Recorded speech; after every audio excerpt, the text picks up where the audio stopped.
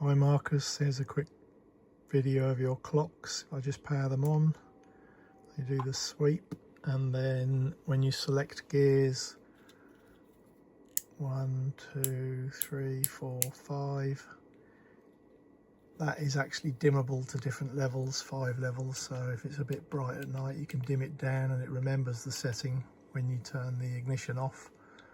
And then if you have the side stand down, you get a warning for that. Again, that's got 5 selected patterns telling you to stand down or to put it up. And you can also turn it off altogether if you don't want it on. I'll leave it on, that one. And that's about it. Hope you like them.